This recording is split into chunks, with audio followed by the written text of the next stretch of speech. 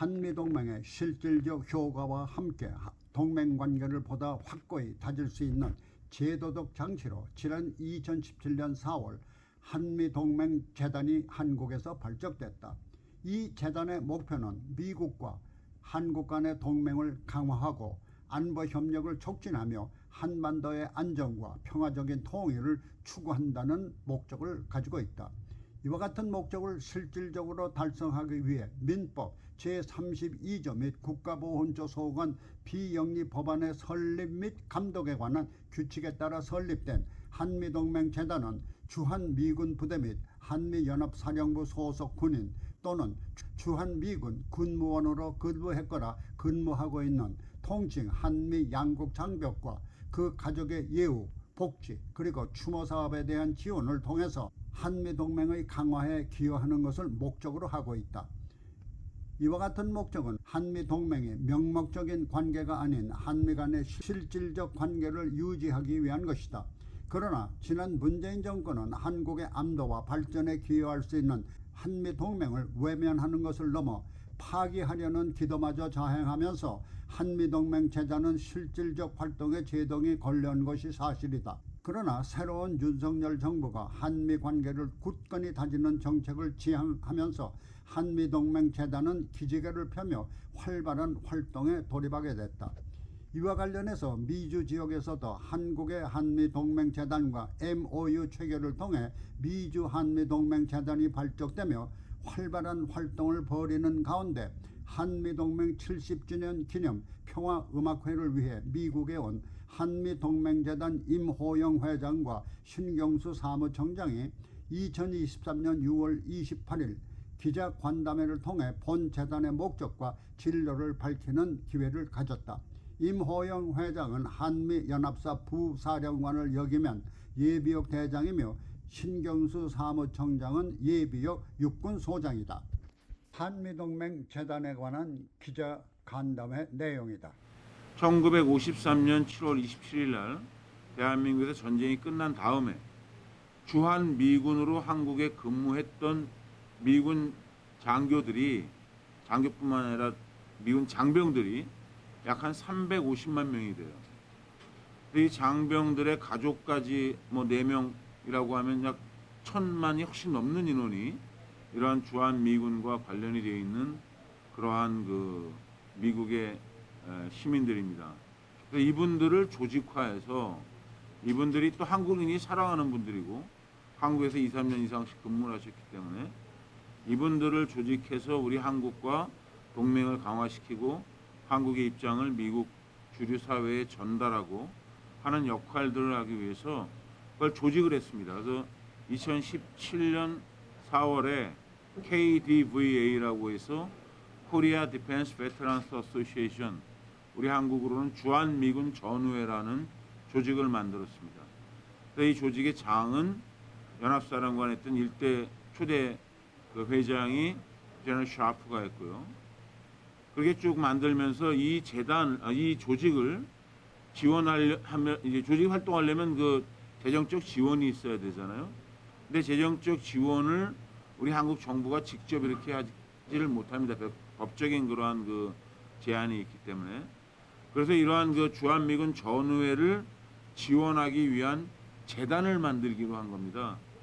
그래서 한미동맹재단이라는 것을 2017년 5월에 발족을 해가지고 초대 회장은 연합사 부사령관 하셨고 합참의장을 역임하신 정승조 회장님이 하셨고요. 그 다음에 이사장님은 전 외교부 장관을 하셨던 유명환 장관님이 이사장님을 하시고, 그래서 동맹재단을 만들어서 이 재단이 한국에 있는 기업이라든가 또는 한미동맹에 관심이 있고 또 이것을 지원하는 분들한테 도네이션을 받아서 이 코드바라는 주한미군 전우회를 지원하는 그러한 업무를 주로 하는 그러한 재단으로 발족을 시킨 겁니다.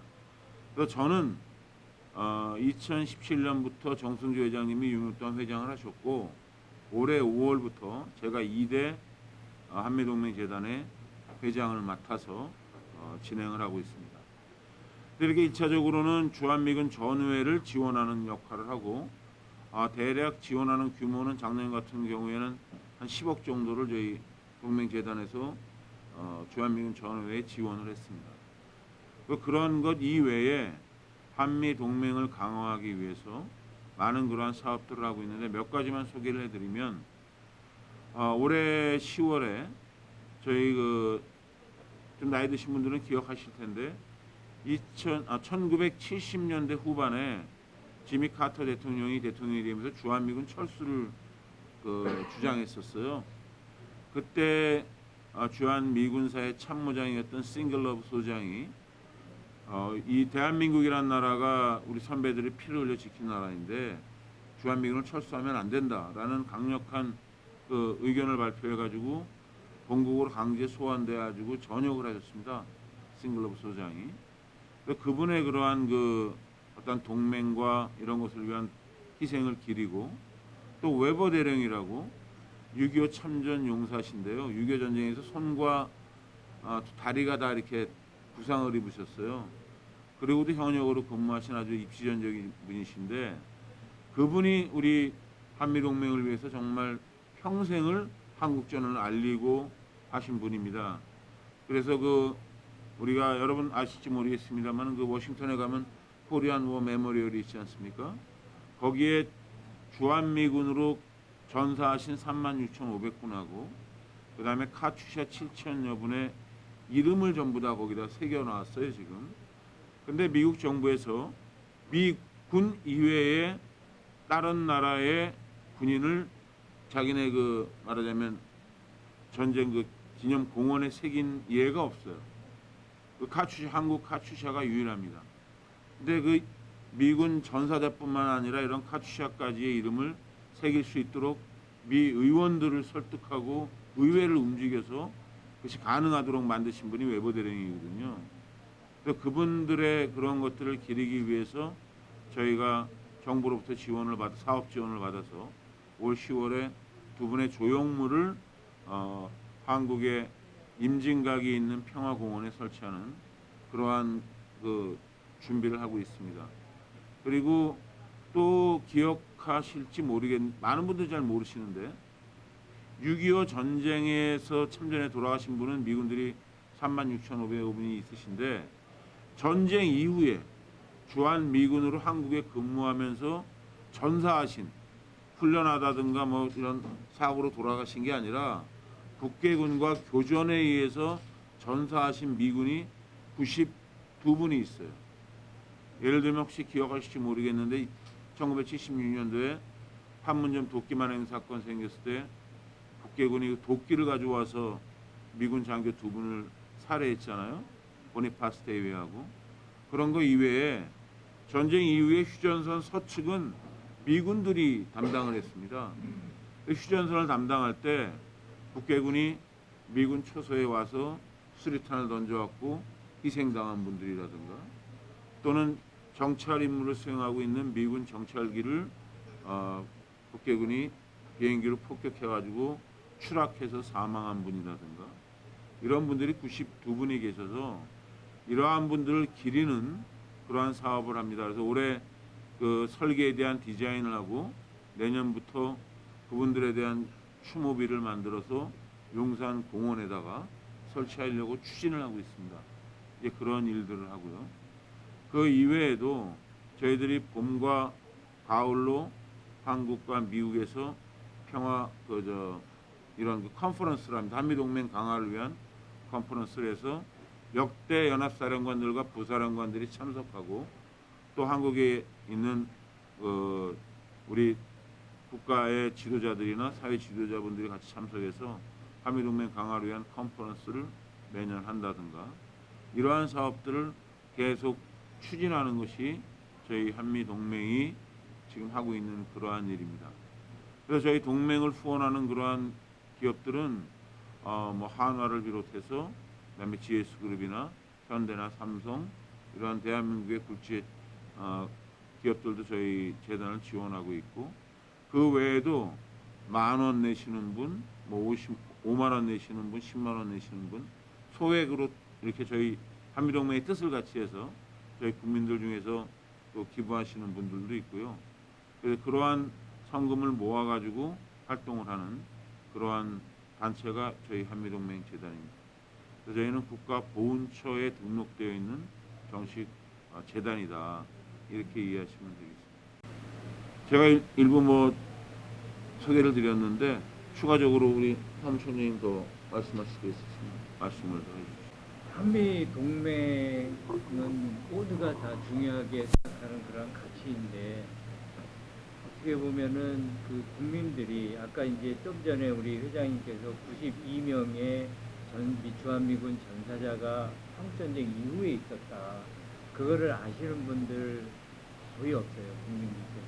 그래서 이제 그러한 추모비를 저희들이 이제 아직 결정이 안 된 거지만 용산공원에 하고 싶다라고 하는 것은, 이게 이제 어떤 차원에서 보냐면 국민들이 알아야 될 것 같아요. 국민들이, 그러니까 이제 과거에 주한미군 철수 해야 된다라고 데모도 막 하고, 한때는 한미동맹에 있어서 미국이 북한보다 더 위협이 되는 나라로 이렇게 인식이 된 적이 있어요.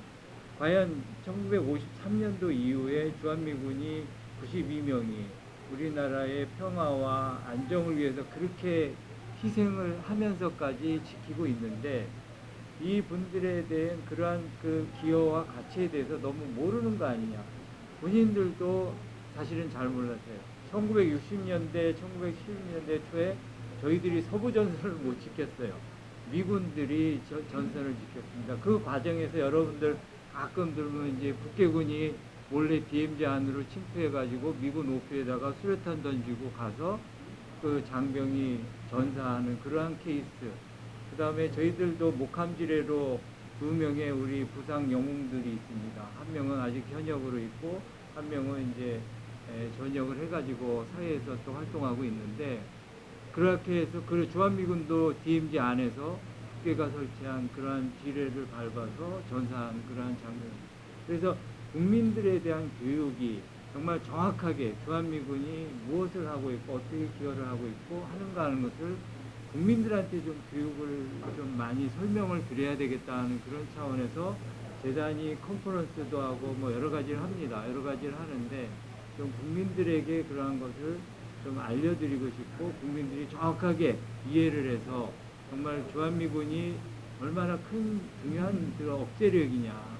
저희들 지금 최근에 이제 확장 억제라는 거 얘기하고, 우리도 핵을 가져야 된다 이런 말도 하는데, 저는 개인적으로 우리가 핵을 가져야 된다는 것보다 지금 현재 한반도에 주둔하고 있는 28,500명의 주한미군이 더 큰 억제력이라고 생각해요.